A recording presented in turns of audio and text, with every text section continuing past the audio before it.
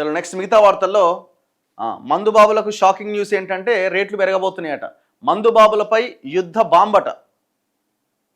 దేనివల్ల? యుద్ధం కారణంగా బీర్లు క్వార్టర్ సీసాల రేట్లు పెరగబోతున్నాయట.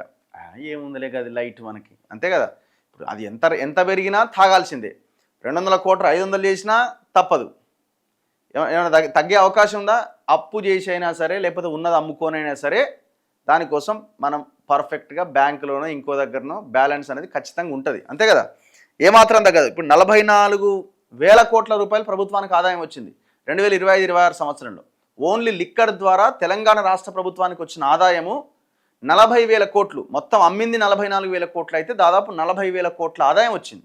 39,500 కోట్ల ఆదాయం వచ్చింది. టెండర్లు అనుకోండి, అప్లికేషన్ ఫీజులు అనుకోండి, అమ్మిన మద్యం అనుకోండి, దాని ద్వారా వచ్చిన కమిషన్ అనుకోండి. 3 లక్షల కోట్ల బడ్జెట్లో 40,000 crores ఓన్లీ ఫ్రమ్ లిక్కర్. ఊహించండి ఎంత తాగుతున్నాం మనం అనేది. మరి ఇప్పుడు రేట్లు పెరుగుతాయట, మరి తాగుతారా అంటే అదే అసలు ఎట్టి పరిస్థితులు ఆగే సమస్య లేదు. ఒక్క క్వార్టర్ సీసా కూడా తగ్గడానికి అవకాశం లేదు.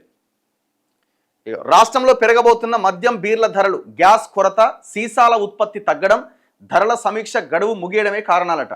ఈ బాటిల్స్ ఉంటాయి కదా, మన బీర్ సీసాలు కానీ సీసాలు ఉంటాయి కదా, ప్లెయిన్ సీసాలు.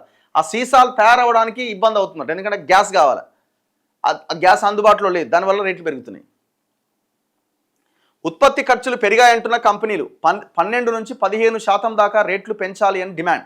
మేలో ధరలు పెరిగే అవకాశం. ఎక్కడో పశ్చిమాసియాలో జరుగుతున్న యుద్ధం ప్రభావం రాష్ట్రంలోని మందుబాబుల జేబులపై పడబోతున్నది. అవును, రాష్ట్రంలోని మద్యం ప్రియులపై ఈ వేసవిలో ధరల బాంబు పడబోతున్నది. మద్యంతో పాటు బీర్ల ధరలు కూడా మే నెలలో పెరిగే అవకాశం ఎక్కువగా ఉన్నది. ఇరాన్ యుద్ధం నేపథ్యంలో అంతర్జాతీయంగా నెలకొన్న పరిస్థితులకు తోడు రాష్ట్రంలో మద్యం ధరల పెంపు గడువు ఇప్పటికే పూర్తవడం ఇందుకు ప్రధానమైన కారణాలట. సాధారణంగా రాష్ట్రంలో ప్రతి రెండేళ్లకు ఒకసారి మద్యం ధరలు సమీక్షిస్తారు. చివరిసారిగా 2023 మే నెలలో ధరలు పెంచారు.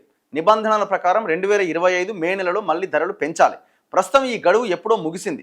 మరోపక్క యుద్ధం వల్ల అంతర్జాతీయంగా సహజ వాయువు సరఫరా వ్యవస్థ దెబ్బతినడంతో మద్యం సీసాల ఉత్పత్తి ఖర్చులు పెరిగినాయి. సో ఇట్లా సరఫరా వ్యవస్థలో కూడా అంతరాయాలు ఏర్పడ్డాయట. సో వీటన్నింటి కారణంగా సందట్లో సడేమియా దొరికిందే ఛాన్స్ అని పెంచబోతున్నారనమాట.